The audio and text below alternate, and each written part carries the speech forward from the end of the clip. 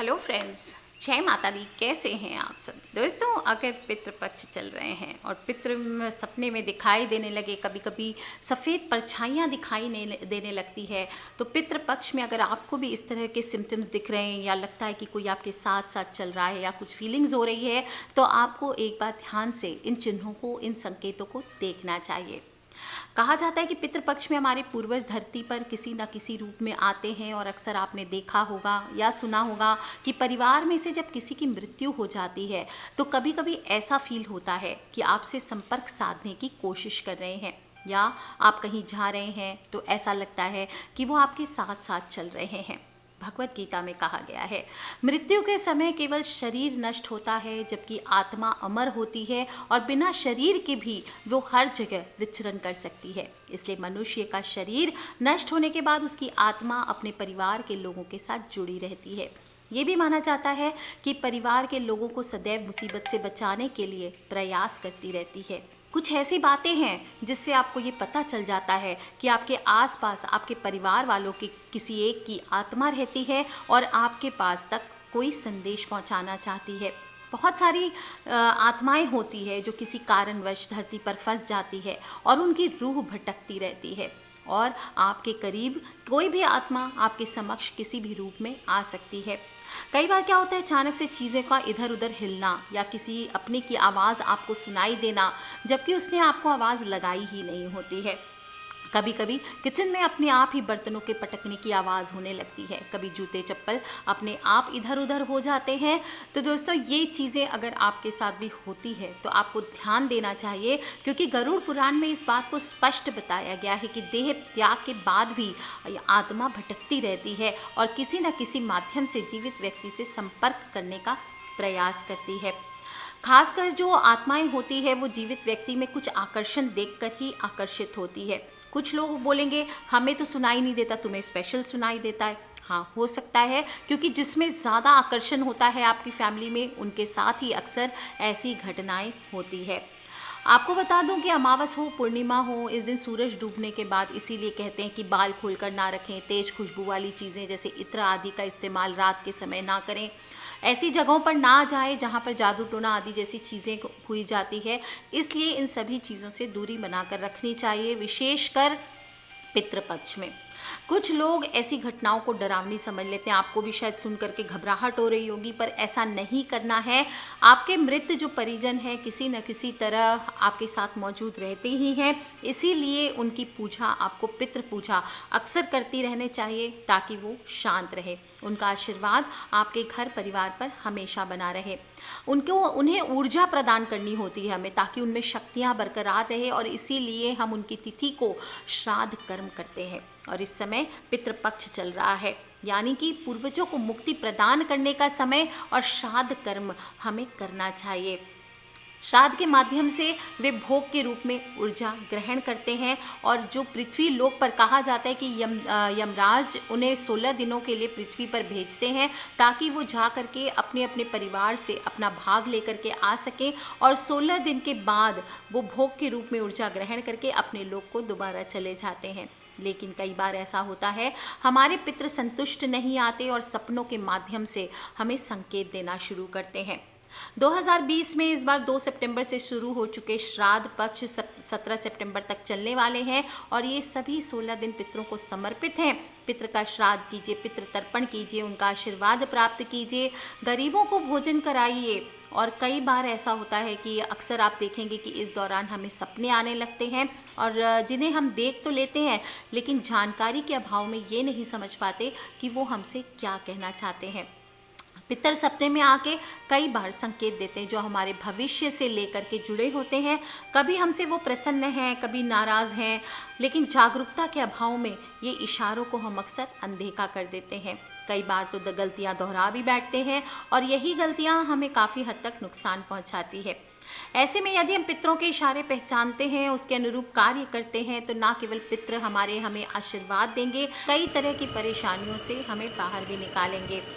आपको बता दूं, स्वप्न शास्त्र में बताया गया है कि पितरों को देखने के कई तरह के मतलब हो सकते हैं। सभी लोग सोते समय अच्छे और बुरे दोनों ही सपने देखते हैं, और सपनों में अपनों को देखने का मतलब है हमारी ज़िंदगी की घटनाएं कुछ उनसे जुड़ी हुई है। स्वप्न शास्त्र कहता है कि स्वप्न में पितर को देखना आपकी ज़िंदगी से जुड़े कई संकेत देते हैं। आगे आने वाले समय में आपके साथ क्या घटित होने वाला है, इसको समझाया जाता है। कोई कुछ चीज़ें होती है, जैसे कि आपको सपने में कोई मृत परिजन दिख रहा है, आपके पूर्वज नॉर्मली दिखाई दे रहे हैं, शांति की मुद्रा में खड़े हैं, कुछ नहीं कर रहे हैं, तो इसका मतलब होता है कि शुभ समाचार आपको मिल सकता है। कोई भी जल्दी ही आपको कोई अच्छी खबर मिल सकती है। कई बार क्या होता है, श्राद्ध जब ग्रहण करते हैं तो कुछ संकेत हमें देते हैं। जैसे श्राद्ध पक्ष में अगर पूर्वज आपके सपने में आकर सुखी हो, संपन्नता हो, सफलता हो, उनकी आशीर्वाद की मुद्रा में दिखाई देते हैं, या फिर बोलते हैं मुख से कि तुम खुश रहो या सुखी रहो, इस प्रकार से कुछ आपसे बातें करते हैं अच्छी, तो इसका बात का ये संकेत होता है कि पूर्वजों के लिए आपके द्वारा किया गया श्राद्ध उन्होंने ग्रहण कर लिया है, और नहीं भी किया है तो आप जो उनका ध्यान करते रहते हैं उससे वे हर प्रकार से खुश हैं।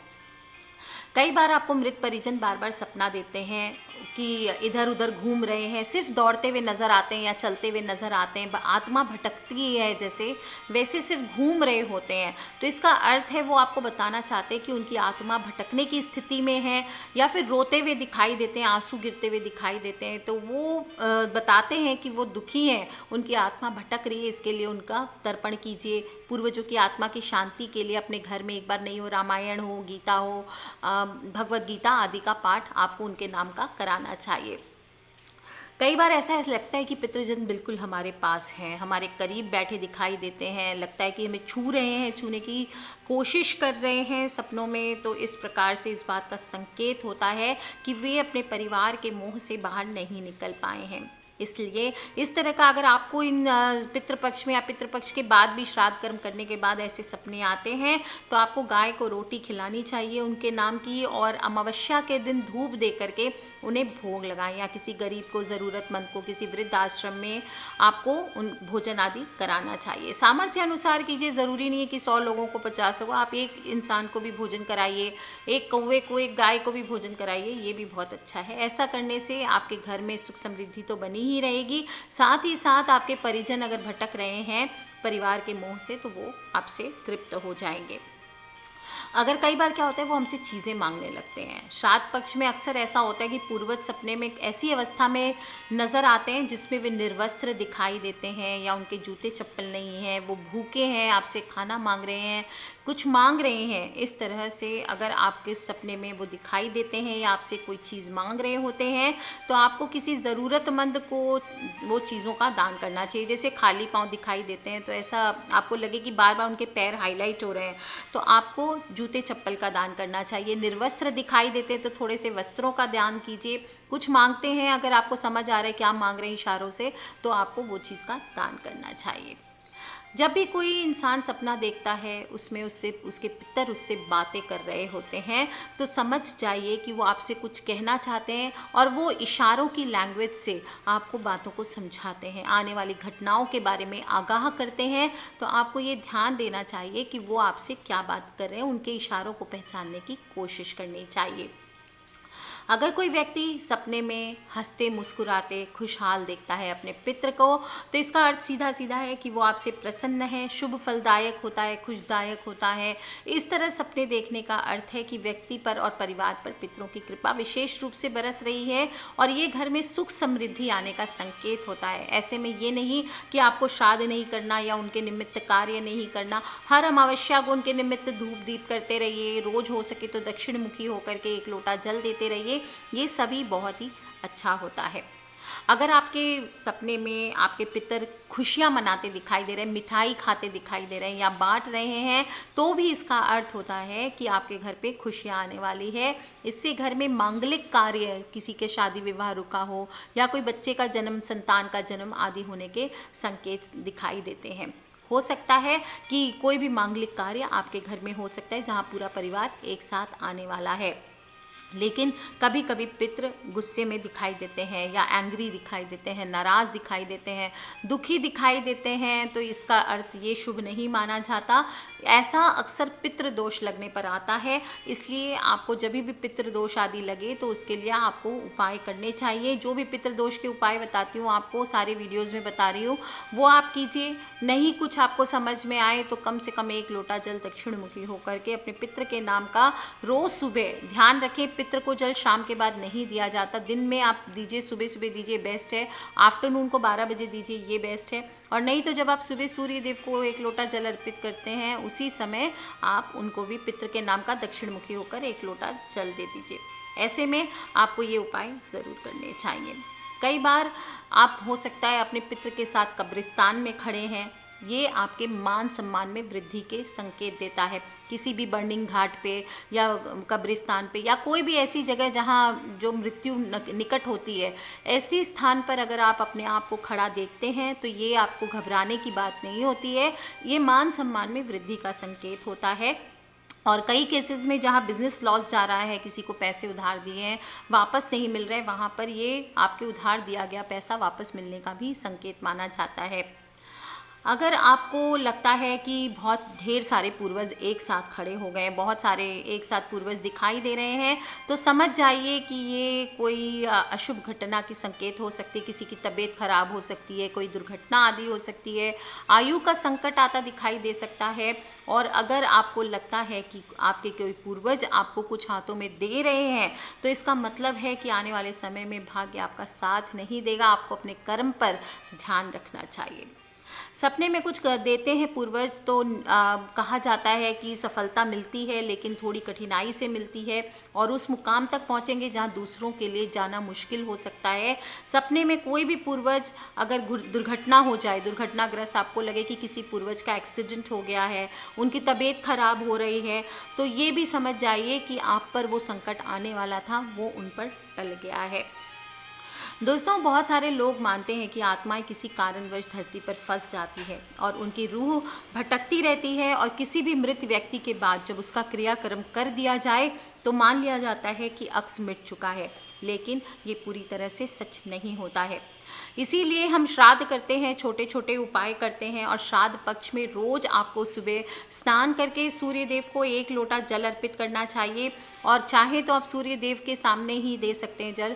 ओम सर्वेभ्यो पितृभ्यो नमो नमः ये बोलते हुए आपको जल अर्पित करना चाहिए। इससे पितरों की आत्मा को शांति मिलती है। और बेस्ट उपाय होता है कि 1 तांबे का लोटा जिससे आप सूर्य देव को जल अर्पित करते हैं उसी में दोबारा जल भर लीजिए, थोड़े से काले तिल डाल लीजिए अगर पॉसिबल है तो, नहीं तो सिर्फ प्लेन जल दीजिए और दक्षिण मुखी हो जाइए। यानी सूरज जिस दिशा में उगता है, यानी पूरब की दिशा से दाहिनी ओर घूम जाइए और दक्षिण दिशा में आपको 1 लोटा जल अर्पित करना चाहिए।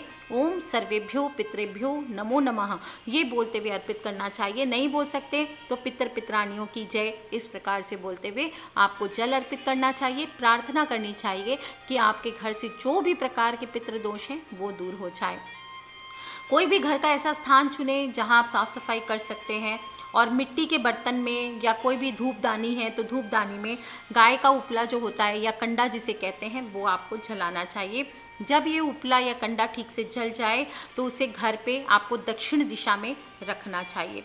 इसके ऊपर आप घी गुड़ या घर में जो भी भोजन बना है या खीर पूड़ी है, कम से कम 5 बार या 3 बार आपको घी गुड़ या जो भी भोजन है उससे आपको आहुति देनी चाहिए। या आप ओम सर्वेभ्यो पितृभ्यो नमो नमः इस मंत्र को भी बोल सकते हैं। इसके बाद लोटे से हथेली में पानी ले लीजिए और अपने अंगूठे के माध्यम से ज़मीन पर छोड़ देना चाहिए।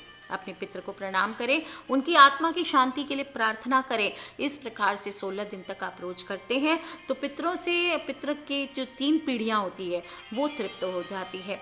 तो दोस्तों, ये छोटे छोटे उपाय हैं। अगर आपको भी इस प्रकार से सपने आते हैं, पितृ के दर्शन होते हैं, सपनों में दिखाई देते हैं पितृ, तो आपको ये छोटे छोटे उपाय रोज़ नियमित रूप से करना चाहिए। कुछ करें ना करें, चुपचाप हाथ जोड़ करके बैठे बैठे जो भी भोजन आपने बनाया है सात्विक, वो थोड़ा सा अपने पितृ के नाम का किसी निकाल करके किसी गरीब को दान कीजिए, किसी गऊ को खिलाइए, किसी कौए को खिलाइए। इस प्रकार से इस पितृ पक्ष को व्यर्थ न जाने दें। अपने पितृ का ध्यान ज़रूर करें, क्योंकि वो ही हमारे पूर्वज हैं और हम उन्हीं के वंशज हैं और उन्हीं की वजह से आज हमारा अस्तित्व है। तो इस बात को ध्यान में रखते हुए पितृपक्ष का पूरा फ़ायदा उठाएं और पितृपक्ष के छोटे छोटे उपाय जो बताती हूँ वो ज़रूर कीजिए।